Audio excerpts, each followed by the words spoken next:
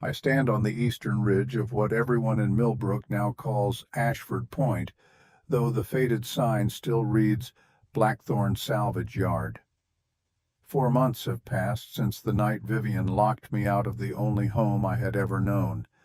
The Wyoming wind carries the scent of pine and distant snow, and I can still feel the ghost of that first terrible cold, the kind that turns your breath to ice crystals before it leaves your lungs. People ask me how a 15-year-old boy survived what should have been a death sentence. They want a simple answer, something clean and heroic. But survival is never simple, and the truth is, I spent the first 72 hours certain I was going to die. The story does not begin on the night Vivian threw me out. It begins 3 years earlier when my father first took me to the salvage yard on my 12th birthday. We stood exactly where I am standing now, and he pointed to the rusted hulks of rail cars half buried in decades of prairie grass. His hand was steady on my shoulder, his voice quiet but deliberate. "Someday you will need to know how to make something from nothing, Finn. The earth keeps what the sky tries to steal." I did not understand then. I thought he was teaching me about metalwork, about welding seams and reading soil composition. I did not know he was preparing me for the day I would have to build a life from scrap iron and frozen dirt. My father, Thaddeus Ashford, died on a Tuesday in late January. The official cause was heart failure, sudden and catastrophic, though he had never shown a single symptom of cardiac distress. He was 51 years old, strong as bridge cable, and 3 days before his death, he had carried a 200-pound anvil up a flight of stairs without breaking stride. The funeral was held on a Friday, and I remember the way the winter sun slanted through the stained glass windows of St. Matthias Church, casting colored shadows across the closed casket. Vivian stood beside me in black silk, her face a perfect mask of grief, her hand resting lightly on my arm as if she were the one holding me upright. The touch felt like a shackle. She had married my father 6 years earlier when I was 9 and still reeling from my mother's death. Vivienne was elegant, controlled, and utterly uninterested in me beyond the social performance of stepmother. We existed in separate orbits within Ashford Manor, crossing paths only at dinner or during the rare charity events she insisted on hosting. My father worked long hours at his engineering firm and spent his weekends teaching me things Vivian found distasteful: how to read topographic maps, how to build a fire in wet conditions, how to identify edible plants and set snares for rabbits. She would watch from the manor windows, her expression hovering somewhere between disdain and calculation. The will was read 3 days after the funeral in Harlan Wolff's law office, a space that smelled of leather and old paper, and something sour I could not identify. Wolff was a man built from sharp angles, all elbows and cheekbones, his suit expensive but somehow wrong on his frame. He read the terms in a voice devoid of emotion. 70% of the Ashford estate, including the manor and controlling shares in Ashford Engineering, would pass to Vivian. 30%, including a piece of property identified only as Blackthorn Salvage Yard, would pass to me upon my 18th birthday. Until then, Vivian would serve as executor and manager of all assets. The room felt airless. I looked at Vivian and saw her shoulders relax, a tension I had not noticed draining away. Wolff slid a stack of papers across the mahogany desk, his long fingers tapping the signature line. "Given your age, Finn, it would be prudent to sign management authority over to your stepmother. Standard practice for minors with inheritance complications." I thought of my father's last words to me, spoken 2 weeks before his death during one of our weekend sessions at the salvage yard. We were bent over a schematic for a root cellar, his pencil scratching calculations in the margins. He had stopped mid-sentence, set the pencil down, and looked at me with an intensity that pinned me in place. "If anyone ever asks you to sign something you do not fully understand, walk away. Do not let fear or pressure or politeness make you surrender your autonomy. A man who signs away his power deserves what he gets." I pushed the papers back across the desk. My hands were shaking, but my voice came out steady. I need to read these first. I need to understand what I am signing. Vivian's mask slipped for just a fraction of a second, a flash of something cold and sharp. Wolf's smile was thin as a razor cut. Of course. Take your time. Though I should mention that the salvage yard requires immediate oversight. Property taxes, liability insurance, environmental compliance. Without active management, the county can seize it within 60 days. I felt the trap closing but could not see all its edges yet. I will manage it myself. Vivian laughed, a sound like glass breaking. Darling, you are 15 years old. You cannot legally manage a property. The words were silk over steel. You need a guardian's signature regardless. The question is whether you want to be involved in the decisions or trust me to handle the details. I met her eyes and saw my father's death reflected there, a convenient accident that had handed her everything she wanted. I saw the future she had planned for me, marginalized, controlled, eventually squeezed out entirely. The anger that rose in my chest was clean and sharp, burning away the grief that had dulled my thoughts for days. I stood up the chair, scraping against expensive hardwood. Then I choose to be involved. I will live on the property and manage it directly. The silence that followed was profound. Wolf recovered first, his expression shifting to something like pity. The property is uninhabitable, Finn.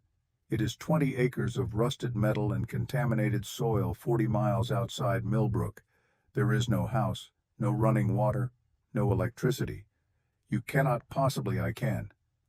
My father taught me how. The words came out harder than I intended, each one a small stone thrown at the careful edifice of their manipulation. Vivian stood gathering her coat with movements that were too controlled, too precise. Very well. If you insist on this foolishness, you can have your salvage yard. But understand that you are choosing poverty and hardship over family and security. You are choosing to reject everything your father built for you. He built that salvage yard. I am choosing to honor what he actually valued, not what you think I should inherit. Her face went very still. Wolf cleared his throat, shuffling papers with unnecessary vigor. I will draw up the modified documents. Finn will retain direct ownership and management of Blackthorn Salvage Yard. Vivian will maintain control of all other assets. We can finalize everything next week. I walked out of that office knowing I had won a battle, but not understanding the shape of the war.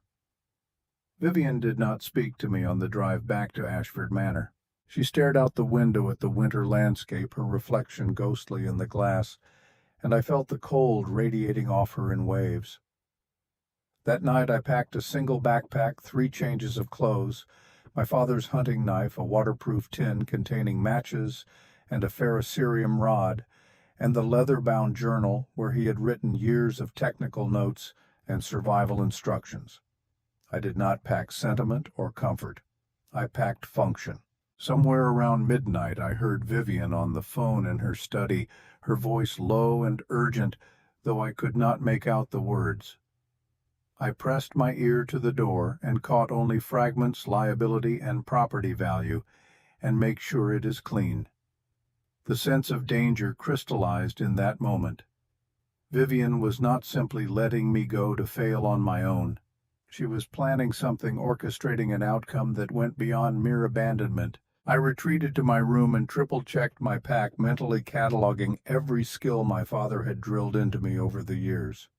Fire-making in wet conditions, shelter construction from minimal materials, water purification, calorie conservation.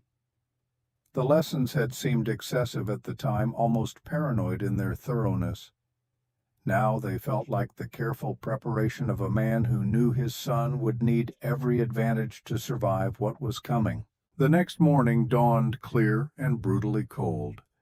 The weather report called for temperatures dropping to -22 Fahrenheit by evening, with a blizzard forecast to arrive before midnight. Vivian came to my room as I was shouldering my pack, her expression serene as church marble. I have arranged transportation to your new property. The car will be here in 10 minutes. I had expected resistance argument, some final attempt to maintain control. The ease of her capitulation felt wrong, like stepping on ground that looked solid but gave way beneath your weight. I followed her downstairs where two security guards I had never seen before waited by the front entrance. She handed me a manila envelope containing the property deed, a hand-drawn map, and $40 in cash. Everything you need. The guards will ensure you arrive safely. One of them opened the door and frozen air rushed in, sharp enough to make my eyes water. Ember, my father's wolf-dog hybrid, pushed past me and stood on the threshold, his thick fur already rimed with frost. He was 7 years old, gray and amber, with eyes the color of winter sunlight, and he had been my father's constant companion until the day he died. I had not asked if I could bring him. I simply bent down, hooked my fingers through his collar, and stepped out into the cold. The sedan that carried us away from Ashford Manor was black and anonymous, the kind of vehicle that left no impression. I sat in the back with Ember pressed against my leg, his warmth a small defiance against the creeping cold. The driver said nothing for the entire 40-mile journey, and I watched the landscape transform from manicured estates to working ranches to empty prairie punctuated by the skeletal remains of long-dead industry. The salvage yard appeared as a dark smudge on the horizon, a sprawl of rusted metal and collapsed structures that looked like the bones of something massive and long extinct. The driver stopped at the edge of the property, pointed to a gap in the chain-link fence, and told me to get out. I stood there holding my pack while the sedan reversed and drove away, its taillights disappearing into the gray distance. The temperature was already dropping, the sky the color of old iron, and the wind carried the promise of the coming storm. Ember lifted his nose and scented the air, his hackles rising slightly before settling. He looked at me with an expression I wanted to interpret as confidence, but probably was just canine acceptance of whatever madness his human had chosen. I had 4 hours of daylight left, 4 hours to find shelter, make fire, and create enough insulation to survive a night that would kill me if I made even one mistake. The salvage yard stretched out before me like a graveyard of America's industrial ambitions. Rail cars from the 1950s, mining equipment from the copper boom, rusted truck chassis, and collapsed Quonset huts, and tangles of cable thick as my wrist. My father had spent 3 years acquiring this property, buying up scrap lots and abandoned infrastructure for pennies on the dollar, and I had never understood why. Now, walking through the debris field with the wind beginning to pick up, and the first ice crystals stinging my face, I felt the terrible weight of his foresight. The journal was in my pack, wrapped in waxed canvas to keep it dry. I pulled it out and flipped to the pages marked with a red ribbon, sections my father had flagged months ago. The first entry was dated 2 years before his death. Railcar, 17 structural integrity, good floor access, modified southern exposure. Optimal. Beneath the text was a hand-drawn schematic showing the interior layout of a specific car, with measurements and annotations in my father's precise technical script. The second page showed a cutaway view of the ground beneath the rail car, revealing a hidden space accessed through a trapdoor in the floor. I found Railcar 17 half buried in a drift on the eastern edge of the property, its oxidized shell the color of dried blood. The sliding door was frozen shut, but gave way when I struck it with a length of pipe shrieking open just wide enough for my body to slip through. Inside, the air was still and somehow colder than outside the metal walls, sucking heat from any living thing foolish enough to touch them. Ember squeezed in behind me, his breath visible in small clouds. The tin box was exactly where the journal said it would be, tucked beneath a rotted floorboard in the northwest corner. I pried it open with my knife and found 3 things. A sheaf of yellowed papers covered in my father's handwriting, a small leather pouch that clinked when I shook it, and a photograph of my parents on their wedding day, both of them young and impossibly alive. The papers were instructions, step-by-step procedures for everything from building a root cellar to purifying water to treating frostbite. The pouch contained 5 gold coins, each one stamped with the year of my birth. The last page of the bundle was a letter addressed to me in my father's hand. Finn, if you are reading this, I am gone, and Vivian has shown her true nature. I suspected for months that she was poisoning me, though I could never gather proof she would not destroy. This salvage yard is not worthless. Beneath the scrap is something that will make you wealthy if you survive long enough to claim it. More important than wealth is the knowledge I have tried to give you. The earth provides for those who understand her language. Build down, not up. Trust the old methods. And remember that the coldest nights produce the brightest stars. I love you. Live. My hands were shaking as I folded the letter and returned it to the tin. The grief that crashed over me was physical, a pressure that made it hard to breathe. My father had known he was dying. He had known who was killing him, and instead of fighting or running or calling the police, he had prepared this refuge and trusted me to find it.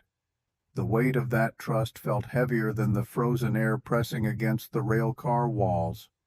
I had no time for grief. The temperature was plummeting and the wind was picking up the first scout gusts of the blizzard that would arrive within hours. I used the hatchet from my pack to pry up the floorboards in the center of the car, exposing the trap door my father had installed. The hinges were stiff with old grease but functional. I heaved it open and stared down into absolute darkness, a rectangular void that smelled of damp earth and mineral cold. The ladder was crude, but solid iron rungs hammered into a wooden frame. I descended into the dark with Ember whining above me, his reluctance to follow warring with his reluctance to be separated. 8 feet down, my boots hit packed dirt. I struck a match, and the small flame revealed a space roughly 10 feet square, the walls shored up with timber, and the ceiling low enough that I could touch it by reaching up. The air temperature was noticeably warmer than the surface, hovering somewhere around 50 degrees Fahrenheit, due to the insulating properties of the earth itself. My father's preparations were meticulous. Against the north wall stood a small iron stove, its chimney pipe already installed and venting up through a concealed channel that would disperse the smoke. Beside it was a stack of split firewood bone dry and ready to burn. The eastern wall held shelves containing sealed mason jars of dried corn beans and salt, along with a dozen candles and 2 wool blankets that smelled of cedar and thyme. The western wall was raw earth, and when I held my match close, I could see something glinting in the packed soil, a vein of metallic blue running through the clay like frozen lightning. I called for Ember, and he came scrambling down the ladder with awkward haste and pressing himself against my legs once he reached the bottom. I pulled him close and felt his heart hammering against his ribs, fear and cold and confusion all mixed together. "It is all right," I told him, though I had no idea if that was true. "We are going to survive this." The first night was the longest of my life. I built a small fire in the stove, feeding it carefully, and watching the flames catch and grow, casting warm shadows against the earth walls. The chimney drew properly, pulling the smoke up and away, and within an hour the space had warmed to something approaching livable. I ate a handful of dried corn and gave Ember twice that amount, both of us too exhausted to do more than chew mechanically. The wind above us rose to a howl, a freight train sound that vibrated through the ground itself, and I lay on the dirt floor, wrapped in both blankets, with Ember curled against my chest, and tried not to think about how many things could still go wrong. Sleep came in fragments, shallow and dream-haunted. I woke every few hours to feed the fire, to check that the ventilation was still drawing, to press my hand against Ember's side and confirm he was still breathing. The cold was a living presence, patient and relentless, probing for any weakness in our small fortress of earth and fire. By morning I was exhausted in a way that went beyond physical tiredness, the kind of bone-deep weariness that comes from spending 12 hours certain you might not see another sunrise. The storm broke on the third day. I emerged from the root cellar into a world transformed, the salvage yard buried under 3 feet of fresh snow that glittered in the weak sunlight like crushed diamonds. The temperature had risen to an almost balmy -10 degrees, and I could work outside for 15 minutes at a time before my fingers went numb and useless. I spent that first week in a pattern that became ritual: wake before dawn, feed the fire, eat a sparse breakfast, work outside until the cold forced me back down, warm myself by the stove work. Some more sleep, repeat. My father's journal contained detailed instructions for improving the root cellar, and I followed them with religious precision. I dug a U-shaped trench for the ventilation system, forcing the incoming air to travel underground before entering the living space, which allowed the earth to pre-warm it and prevented drafts. I scavenged old tarps and moth-eaten wool rugs from the debris field and hung them 6 inches away from the earth walls, creating pockets of dead air that acted as insulation. I found a 55-gallon drum and converted it into a more efficient stove, cutting intake holes and running the exhaust through a horizontal channel beneath the floor, so the metal absorbed and radiated heat long after the fire died. The work was brutal. My hands cracked and bled, the cold sapping my strength, until tasks that should have taken minutes stretched into hours. I set snares using copper wire stripped from old vehicle alternators, placing them along the leeward side of the junk piles where brush rabbits sought shelter from the wind. The first 3 days I caught nothing. On the 4th day I found a small cottontail frozen in the wire, its eyes glazed and empty, and I felt a savage triumph that scared me a little. I skinned it with my father's knife, boiled the meat in melted snow, and split the thin broth with ember. It tasted of iron and desperation, and it was the best meal I had ever eaten. On the 8th day, I decided to expand the sleeping platform. The root cellar's floor was adequate but damp, and I could feel the moisture beginning to seep into my lungs, a tightness that warned of pneumonia if I did not address it. I swung the hatchet at the western wall, intending to carve out a shallow shelf that would keep me elevated above the ground moisture. The blade bit into the packed earth with a solid thunk, then rang with a clear metallic note that stopped me mid-swing. I cleared the loose soil with my bare hands, my heartbeat accelerating as more of the metallic vein became visible. It was not iron. The color was wrong, a deep blue-purple that seemed to absorb and reflect light simultaneously, and the texture was smoother than any ore I had seen in my father's collection. I consulted the journal and found a section I had skipped over labeled Mineralogical Survey, Confidential. The entry was technical and dense, filled with chemical formulas and market projections, but the core message was clear. The salvage yard sat atop an untapped tantalum deposit, estimated at 50 tons, with a conservative market value of $20 to $30 million. I sat back on my heels, the implications cascading through my mind like falling dominoes. My father had not bought a junkyard. He had bought a fortune and camouflaged it with scrap metal. Vivian had not thrown me into poverty. She had exiled me to the one piece of property she did not understand was valuable, the one asset she had dismissed as worthless. The irony was so sharp it felt like a physical blade. I kept digging, driven by a mixture of avarice and curiosity, and 2 feet deeper, my hatchet struck something that was definitely not stone. I excavated carefully, brushing away the soil to reveal the iron-bound corner of a wooden chest. It took me an hour to fully expose it, and when I finally dragged it free from the wall, it was heavy enough that I had to brace my legs and use my whole body to shift it. The lid was sealed with a massive padlock, and burned into the wood above the lock was a single word in my father's handwriting: retribution. The chest was too heavy to lift, too solid to break open with the tools I had.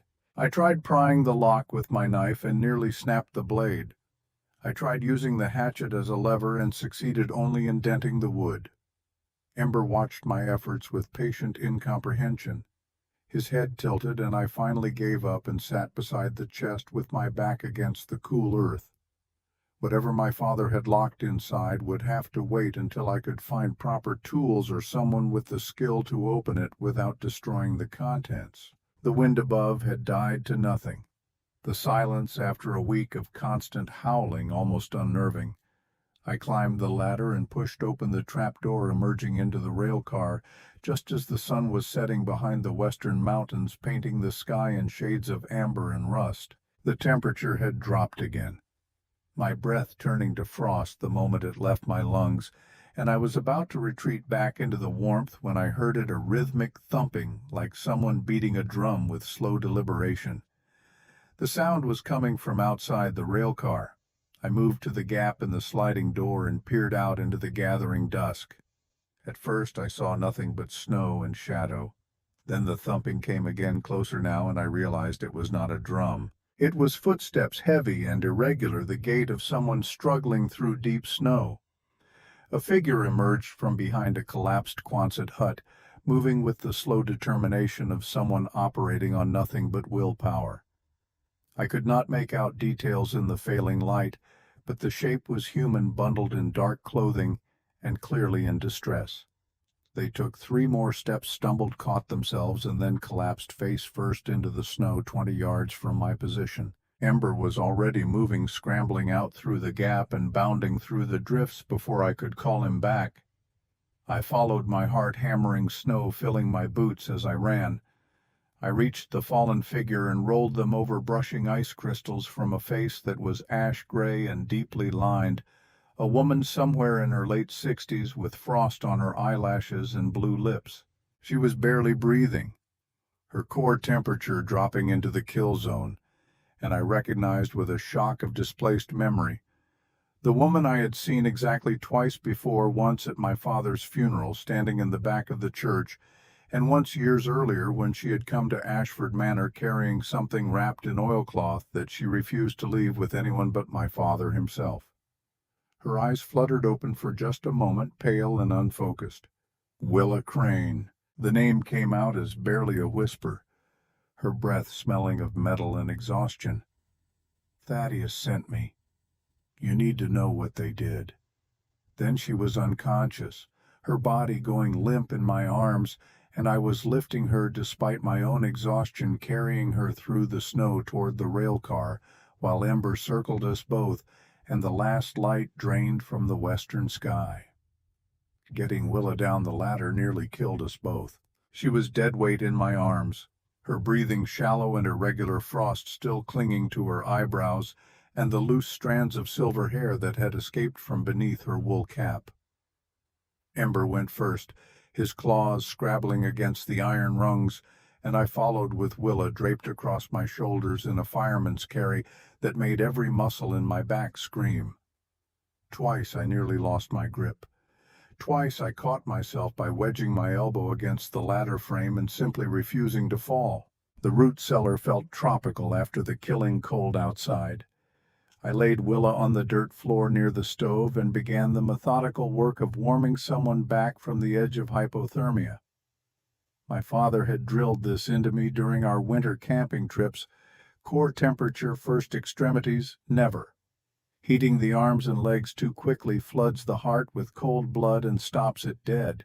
I built up the fire until the stove glowed cherry red, then gathered the smoothest river stones from the corner where I had been stockpiling them. I buried 6 stones in the coals and waited until they were hot enough to make spit dance and evaporate. Using strips torn from one of the wool blankets, I wrapped each stone and placed them strategically, one under each armpit, one at the groin, one against the small of her back. The largest I wrapped twice and positioned against her abdomen, right over the core vessels that would carry warmth back to her vital organs. She did not stir. Her skin had the waxy translucence of someone hovering in the space between life and something else, and I found myself talking to her in a low, continuous stream. Words I do not remember, anything to fill the silence and convince myself she was still capable of hearing. It took 3 hours before her eyelids fluttered, another hour before her breathing deepened and steadied.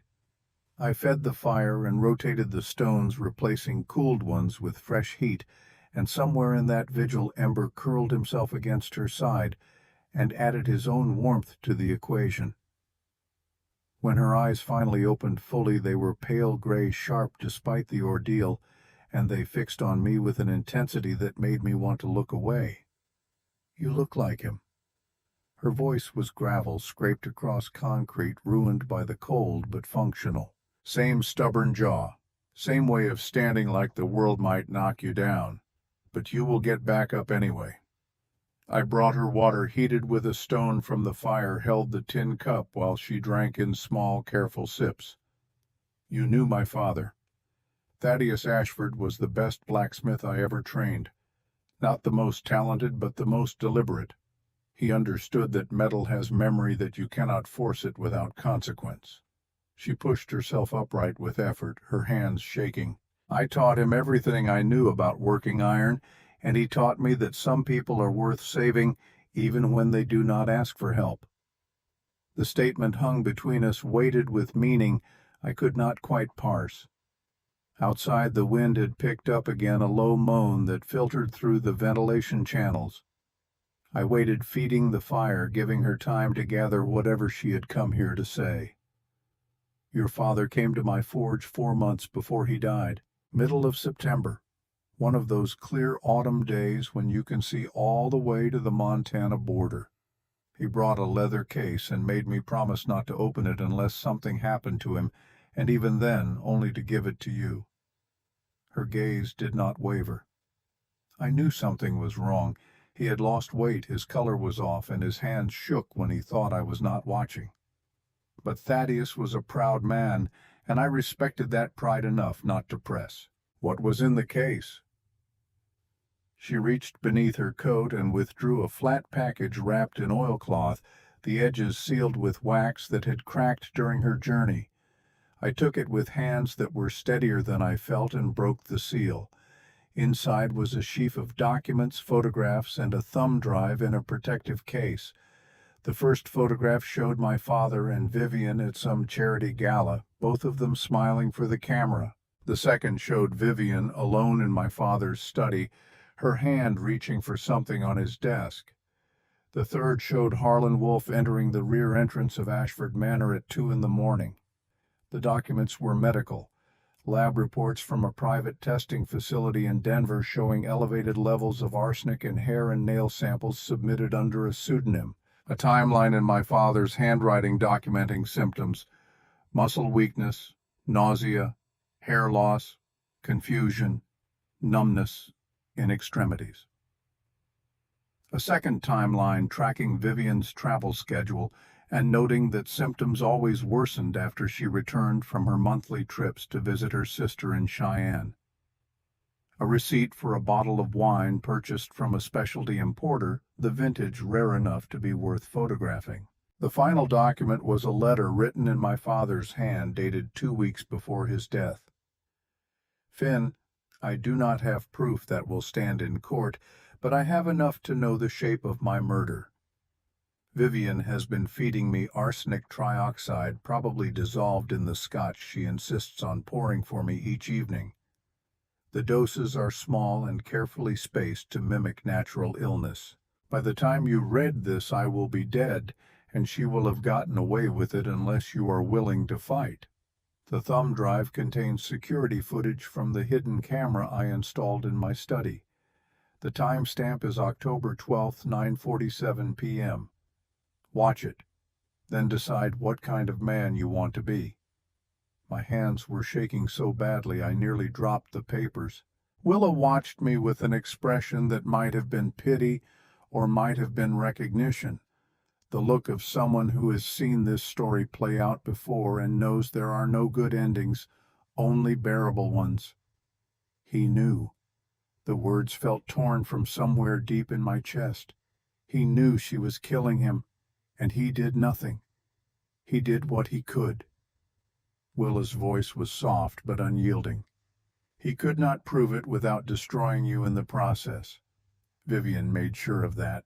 If he had accused her publicly, she would have painted him as paranoid and delusional symptoms of mental illness brought on by grief over your mother. She would have had him committed, taken control of everything, and you would have been left completely unprotected. Instead, he built you this. She gestured at the root cellar at the stove and the supplies and the hidden wealth in the walls. He gave you the tools to survive and the evidence to fight back when you were ready. I wanted to scream. I wanted to put my fist through the earth wall and feel something break. Instead, I sat very still and felt the grief crystallize into something harder and colder, the kind of anger that does not burn hot, but rather settles into your bones and changes the way you see the world. Vivian had killed my father with poison and patience, and she had done it for money, for control, for the simple exercise of power over someone who had made the mistake of trusting her. The thumb drive contained a single video file. I had no way to view it in the root cellar, no laptop or phone or any device with a screen, but I did not need to watch it to know what it would show. The timestamp was specific, the context clear. My father had documented his own murder and hidden the evidence where only I would find it. Willa coughed a wet sound that rattled in her chest, and when she pulled her hand away there were flecks of blood on her palm. The cold had gotten into her lungs, the beginning of pneumonia setting in, and I knew with sick certainty that she would die here if I did not get her to proper medical care within days. The nearest hospital was in Millbrook, 50 miles of frozen wasteland away, and I was a 15-year-old boy with no vehicle, no phone, and no reason to believe anyone would help us even if we made it that far. There is more. Willa's breathing was labored, but her eyes remained focused. The chest, the one with Thaddeus's handwriting on the lid. I can open it. I stared at her. How I am a blacksmith boy. I have been working metal since before your father was born. Locks are just puzzles made of pins and springs, and I know every puzzle worth knowing. She pushed herself to her feet with visible effort, swayed once, and caught herself against the wall. But I need tools, something to work with. I scavenged through the debris I had accumulated, strips of wire, a broken screwdriver, a length of rebar filed to a point.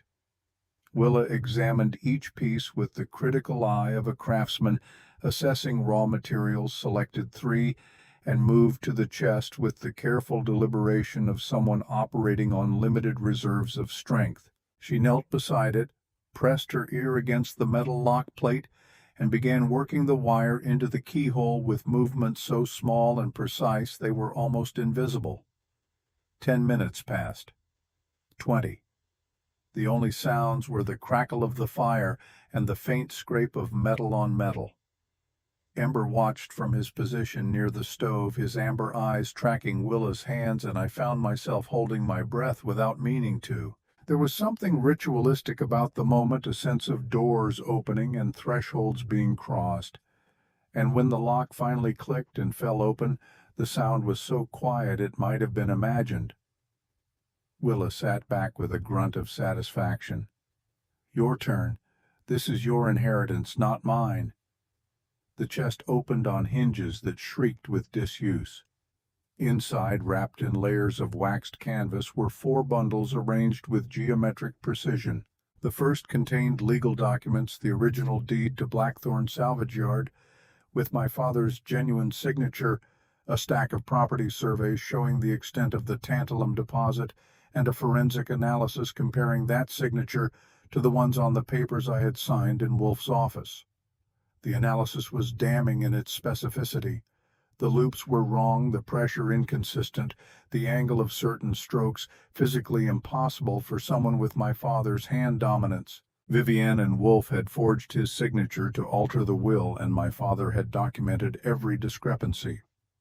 The second bundle was medical, the bottle of arsenic trioxide with Vivian's fingerprints preserved under clear tape, a second set of lab reports showing the progression of poisoning over 6 months, and a handwritten log where my father had recorded every instance of symptoms correlated with meals or drinks prepared by Vivian. The evidence was methodical and devastating, the work of a man who knew he was dying and refused to let his murder go unanswered. The third bundle contained financial records showing that Vivian had been systematically looting Ashford Engineering for 2 years, transferring funds to offshore accounts through a shell corporation registered in Harlan Wolf's name. The amounts were staggering: $3 million siphoned away in increments small enough to avoid immediate detection but large enough to constitute grand larceny. The fourth bundle was a series of photographs showing Vivian and Wolf together in contexts that were unmistakably romantic: dining at expensive restaurants, entering a hotel in Denver, walking hand in hand through a park in Cheyenne. The timestamps spanned 3 years, starting 6 months after Vivian had married my father. The final photograph showed them in Wolf's law office toasting each other with champagne, and the date stamp was 2 days before my father's death. I spread everything across the dirt floor, creating a mosaic of betrayal and premeditation, and felt something fundamental shift in my understanding of the world. Vivian had not simply murdered my father for money. She had seduced him, married him, stolen from him, and then poisoned him slowly while conducting an affair with the lawyer who would help her forge the documents to steal everything. The cruelty was almost artistic in its completeness. Willa was watching me with an expression I could not read. "What will you do? I am going to destroy her." The words came out flat and certain, no heat or drama, just a statement of geological fact. "I am going to take this evidence to the authorities, and I am going to watch her go to prison for the rest of her life." Getting to the authorities means getting to Millbrook. Getting to Millbrook means crossing 50 miles of winter hell in your condition. Willa coughed again, harder this time, and I could hear the fluid gathering in her lungs. And in mine. "We have maybe 3 days before this pneumonia kills me, and you cannot carry me that distance alone. Then we start now, tonight, before the next storm comes." Willa looked at me for a long moment, something like respect flickering across her weathered features. "You sound like Thaddeus. Same kind of crazy determination that does not know when to quit." She pushed herself to her feet, swaying slightly. "All right, but we do this smart, not desperate. You need a sled, supplies, a route that avoids the deepest drifts. And you need to accept that I might not make it, which means you have to be prepared to finish this alone. I will not leave you behind." The words were out before I could consider them raw and absolute, and Willa's expression softened into something almost maternal. "I know. That is why I came here instead of mailing you the evidence and saving myself. Thaddeus told me about you, about the kind of boy you were. He said you had a capacity for loyalty that would either save you or destroy you, and the trick would be figuring out which." Her gaze held mine. "Do not let loyalty become martyrdom, Finn. The world does not reward dead heroes." The next 12 hours were a controlled frenzy of preparation. I constructed a sled from a salvaged bicycle frame and 2 sheets of corrugated plastic, lashing everything together with wire and testing the joints until I was satisfied they would hold under stress. I packed the evidence in a waterproof bag improvised from a truck tarp and duct tape. I filled a second bag with dried food matches, the ferrocerium rod, and every scrap of cloth that could serve as insulation. I fashioned a harness from toe straps designed to distribute the weight across my shoulders and chest, rather than relying on arm strength alone. Willa contributed what she could, sorting supplies and offering suggestions in a voice that grew progressively weaker. She showed me how to layer the insulation on the sled to create a protected space for her body, how to angle the plastic runners to reduce drag in deep snow, how to read the landscape for the paths of least resistance. Between instructions, she dozed fitfully, her breathing increasingly labored, and I could see the color draining from her face as the infection spread through her lungs. On the second day after her arrival, I climbed to the surface to scout our route and found fresh tire tracks in the snow. Multiple vehicles heavy enough to compress the drifts into hard-packed lanes had circled the salvage yard and stopped near the western perimeter. I followed the tracks and discovered boot prints, at least 6 different sets, all leading to the collapsed Quonset hut that marked the boundary of the tantalum deposit. Someone had been surveying the property, and they had not bothered to hide their presence. I scrambled back to the root cellar and found Willa awake, her eyes fever bright. "They are already looking." Her voice was a rasp. "Vivian must have hired someone to do a geological survey. If they find the deposit before you can claim it legally, she will manufacture new documents and take everything. How long do we have? Days, maybe a week if we are lucky and the weather slows them down." She tried to sit up and could not quite manage it. "You need to leave now, Finn. Take the evidence and go. I will slow you down too much." "No." I knelt beside her and took her hand, feeling how cold her fingers were despite the warmth of the stove. "You came here to help me. I am not repaying that by leaving you to die alone. Stubborn as your father." But there was approval in her tone, resignation mixed with something that might have been affection. "Then we need a different plan, something that buys us time." The idea came fully formed, audacious and desperate. I would give Vivian's survey team something to find a distraction elaborate enough to convince them they had discovered what they were looking for while hiding the true extent of the deposit. I spent the next 6 hours excavating a small section of the tantalum vein and carefully reburying it in a location 30 yards from the root cellar, creating what would look like a modest pocket of ore worth investigating, but not worth the cost of a major extraction operation. I scattered iron filings around the false site to confuse metal detectors and left just enough exposed material to be discovered by someone looking hard enough. The gambit relied on Vivian's greed working against her. She would assume any tantalum deposit she found represented the entirety of the resource. She would send her people to extract it, focus all her attention on that single point, and never think to look for what lay hidden 8 feet beneath a root cellar she did not know existed. On the 3rd day the weather shifted. The temperature spiked to an almost warm 20 degrees Fahrenheit, and the wind died completely, leaving the world wrapped in the kind of profound silence that comes before major storms. The sky took on a peculiar yellowish cast, and I knew from experience that we had perhaps 18 hours before the next blizzard arrived. If we were going to move, it had to be now. I sealed the root cellar as thoroughly as I could, banking the fire to coals that would burn for days and stacking supplies where animals could not reach them. Ember watched these preparations with mounting anxiety, pacing the small space and whining low in his throat. I knelt and pressed my forehead against his, feeling the warmth